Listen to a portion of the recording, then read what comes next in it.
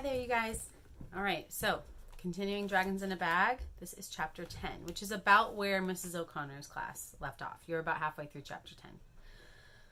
Chapter 10.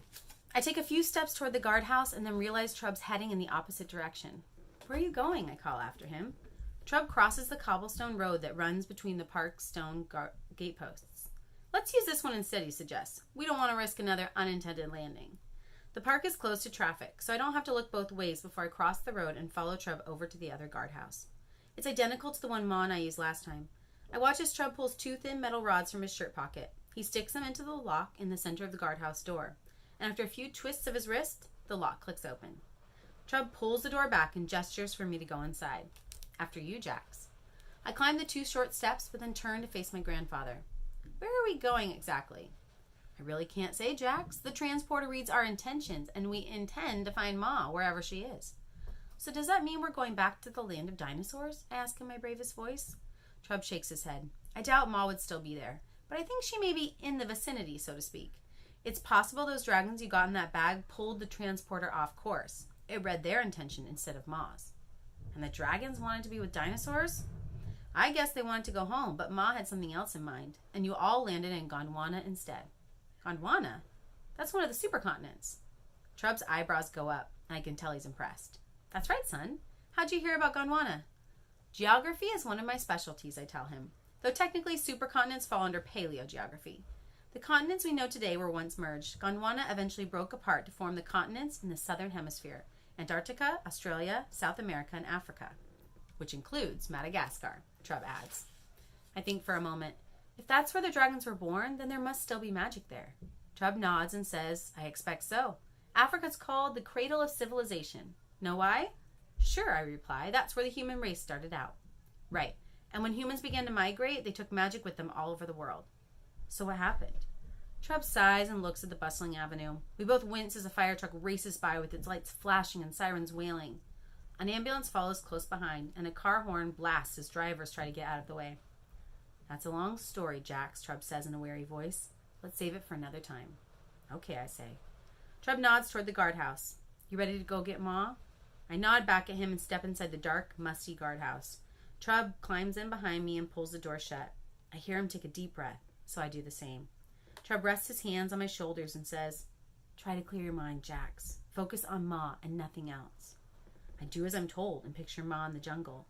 She holds her cane in one hand and the sparkling crystal in the other. She isn't afraid because she has magic on her side. It's pitch black inside the guardhouse, but I see Ma's face clearly in my mind's eye. We're coming, Ma, I whisper. We're coming back for you. Suddenly, the transporter shoots upward, making my full stomach heave. I clutch Ma's purse close to my chest and focus on the picture of her in my mind. Trub's hands rest lightly on my shoulders, and I keep my knees loose so that I bounce like when I'm riding the bus in Brooklyn. The transporter dips and dives and then jerks to the left. Hard. This picture of Jax and Trub. He's got Ma's purse. Did we just cross dimensions? I asked Trub. We sure did, he says proudly. Now brace yourself, Jax. We should land in just a few seconds. My heart starts to race. What world will we step into this time? The transporter shudders and then goes still. Just as I open my mouth to ask if we've arrived, the guardhouse plummets to the ground and lands with a thud. Trub squeezes my shoulder.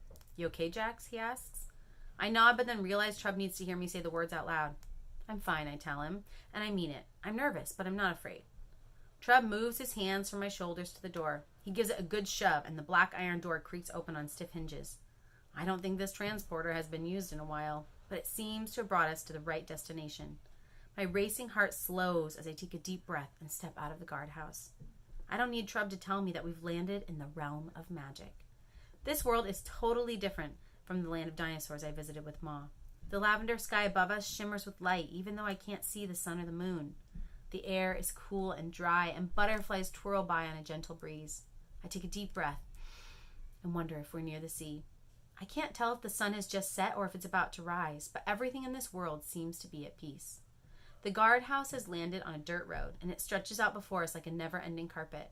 On either side of the road are enormous, stately trees that look like their roots are growing into the sky instead of underground. Long turquoise grass moves in the breeze like gentle waves beneath the trees. They all seem to be 100 feet tall, with no branches along their trunks except at the very top. The strange sheen of their bark makes me want to hug the tree closest to me, but my arms would never reach around its trunk. Even if Trub and Vic and Kavita held hands with me, we couldn't reach around any of these massive trees. So, Trub says after nudging me with his elbow, what do you think? It feels like we've landed on a whole other planet, I exclaim as a blue butterfly tumbles by. Trub laughs and takes a few steps down the road. You coming? I nod and try to keep my mouth from falling open as I walk past the gigantic upside-down trees. I'm so excited I have to stop myself from skipping and turning cartwheels in the middle of the road. Are we in Madagascar, I ask? Not exactly, Trub replies. Some features of the world we live in are mirrored in the realm of magic. The beautiful ones, mostly. These trees, they're I finally stop trying to find the right word and just gaze up at the trees in awe. I don't know how to describe the way I feel. I'm the size of an ant compared to these trees, but I don't feel insignificant. If anything, being near these trees makes me feel important, safe, special. Trub nods as if he understands what I'm trying to say. In Madagascar, there's a place just like this called the Avenue of the Baobabs. I don't know how to say that tree name. I should look it up. The Malagasy, the people who live in Madagascar, call these trees Renala. It means mother of the forest.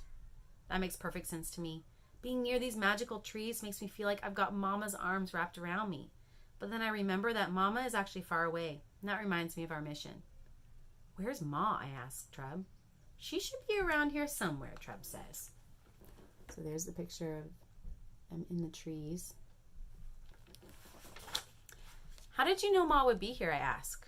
I didn't know for sure, Trub replies, but when you showed me that book, I had a feeling Ma might find her way here. Is this where Elroy Jenkins lives? I ask, imagining what it would be like to live in such a magical place. Trub shakes his head.